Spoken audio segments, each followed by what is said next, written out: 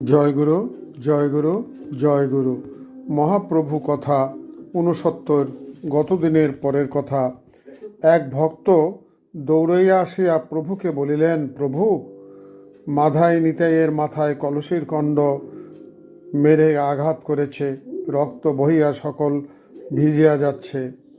প্রভু এই সংবাদ শুনিয়া দৌড়ে গিয়ে নিতাইকে ধরিলেন।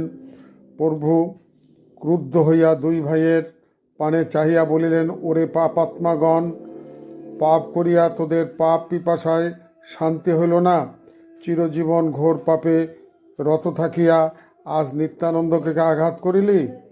জগাই মাধাই কাহারও কাছে মাথা নত করে নাই। ইচ্ছা করিলে তাহাদের পরিবেষ্টিত অস্ত্রধারী লোক দ্বারা আক্রমণ করিতে পারে। তাহারা নদীয়ার রাজা, তাহাদের নিমাই শাসন বাক্য বলিতেছেন। তাহার কারণ নিমাইকে দেখিয়া মাধাই জড়ীভূত হইয়া পড়িলেন, অঙ্গ প্রত্যঙ্গ অবশ হইয়া আসিল।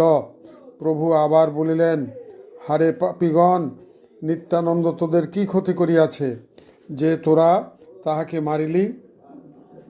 তোদের যদি মারিতে ইচ্ছে হয় তবে আমাকে মারিল না কেন? এখন তোদের দণ্ড ভোগ কর। প্রভু কথা শুনিয়া দুই ভাইয়ের ভয়ে কাঁপিতে লাগিলেন। প্রভু তখন চক্র চক্র বলিয়া ডাকিতে লাগিলেন। তখন মুরারিগুপ্ত বলিলেন, প্রভু, আপনি কেন সুদর্শন চক্র আহ্বান করিতেছেন? এর পরের কথা গোবিন্দ কৃপা করলে আগামী দিন বর্ণনা করার চেষ্টা করিব। জয় রাধে, জয় রাধে, জয় রাধে। আসুন আমরা ভগবান শ্রীহরির শ্রীপাদ পদ্মে আশ্রয় গ্রহণ করে সদা সর্বদা কৃষ্ণ নামে রতি থাকি। জয় রাধে, জয় রাধে, জয় রাধে।